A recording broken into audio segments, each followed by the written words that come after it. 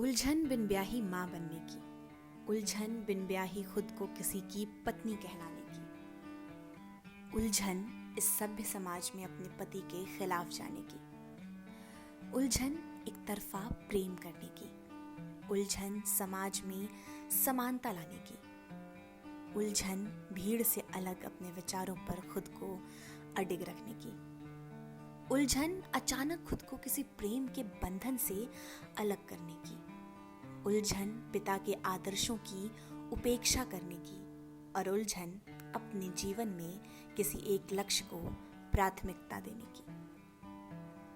उपन्यासकार यशपाल के ये सारे उलझन किताब दादा कॉमरेड की है।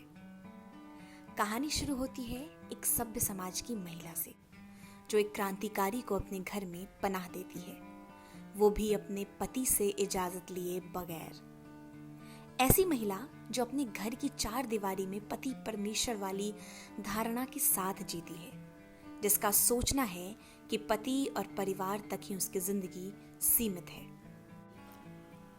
एक ऐसा क्रांतिकारी जो शोषित वर्ग के उत्थान के लिए डकैती, लूट, बंदूक, बम की राह पर चलता है। उसे ये जिंदगी पसंद नहीं, उसके अपने अलग विचार हैं।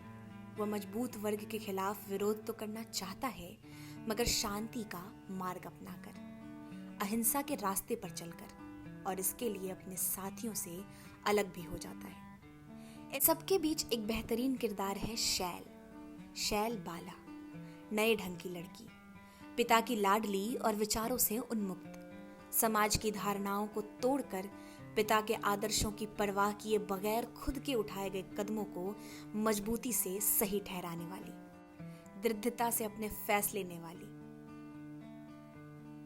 समाज में बदनाम होकर नाम कमाने वाली। एक और प्रसंग है रॉबर्ट और फ्लोरा के प्रेम विवाह का, जिसमें दोनों एक दूसरे की तरफ आकर्षित तो होते हैं, शादी के बंधन में भी बंध जाते हैं, मगर समय के साथ वो प्रेम विचारों के टकराव से बदल जाता है, खत्म हो जाता है।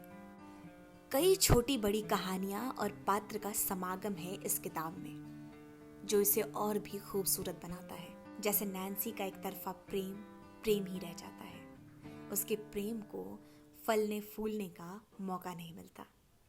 रॉबर्ट के विचारों से सहमत ना होने पर शैल का उससे दूर होने का किस्सा। कई कहानियां हैं शोषित मजदूरों को न्याय दिलवाने की, देश के मजबूत वर्ग के आगे तटस्थ होकर खड़े होने की, प्रेम संबंध में एक दूसरे को आजाद रखने की, साथ रहने या नहीं रहने की चिंता से परे प्रेम करने की। वहीं दूसरी ओर कहानी है प्रेम व विचारों पर पाबंदी लगाने की। हरीश का समाज के प्रति कर्तव्य का भाव आपको प्रभावित करता है, और शैल का हरीश के प्रति ममता और खुद को आजाद रखने की जद्दोजहद आपको सोचने पर मजबूर करती है।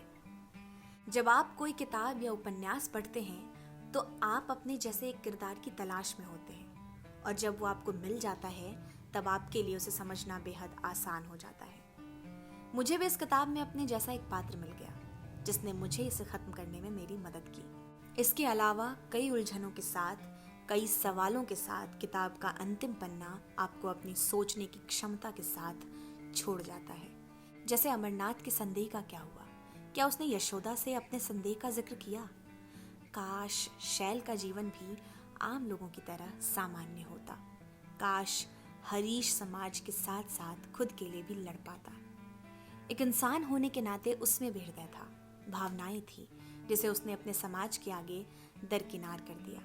काश उसे भी वो उतनी ही तवज्जो दे पाता जितना उसने समाज को दिया। ऐसे ही कई प्रश्न हैं जिसे लेखक ने हमारे सामने खूबसूरत प्रसंगों के साथ परोसकर हमें भी उलझन में डाल दिया है। बहुत कम ऐसा होता है कि आप किसी किताब में रम जाएं और उसे खत्म करने पर तुल जाएं। ये किताब उनमें से एक है।